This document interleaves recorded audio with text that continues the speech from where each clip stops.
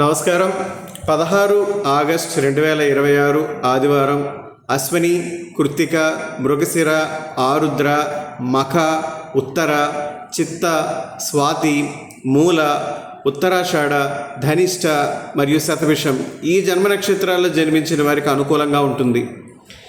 భరణి, రోహిణి, పునర్వసు, పుష్యమి, ఆశ్లేష, మఖ, హస్త, విశాఖ, అనురాధ, జ్యేష్ఠ, పూర్వాషాఢ, శ్రవణం, పూర్వభాద్ర, ఉత్తరాభాద్ర మరియు రేవతి ఈ జన్మ నక్షత్రాల్లో జన్మించిన వారికి ఈరోజు అంత అనుకూలమైన రోజు కాదు.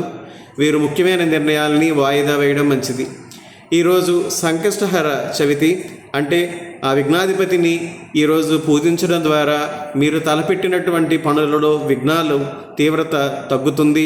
అదేవిధంగా వాయిదా పడుతూ వస్తున్న పనులు పూర్తయ్యే అవకాశాలు ఉంటాయి.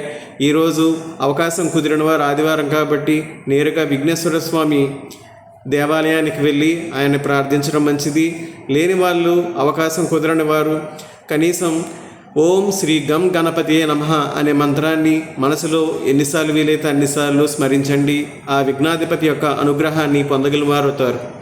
అదేవిధంగా ఈరోజు పంచాంగ పరంగా చూసుకుంటే ఆదివారం మరియు హస్త నక్షత్రం ఈ రెండిటి కలయిక ఉన్న రోజుని పంచాంగ పరంగా మేము జ్యోతిష్యపరంగా అమృత సిద్ధి యోగం ఉన్న రోజుగా పరిగణిస్తాం.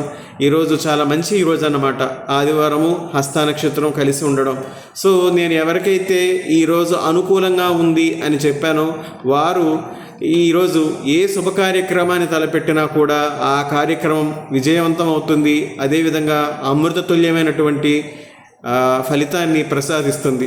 So all the best. ఎవరికైనా సరే అనుకూలంగా ఉన్నాయి అని చెప్పిన వారికి వారి యొక్క నూతన తలంపులు ఏమైనా ప్రారంభించాలనుకున్నా, కార్యాచరణలో పెట్టాలనుకున్నా ఈరోజు ఈ అమృత సిద్ధి యోగాన్ని ఉపయోగించుకోండి.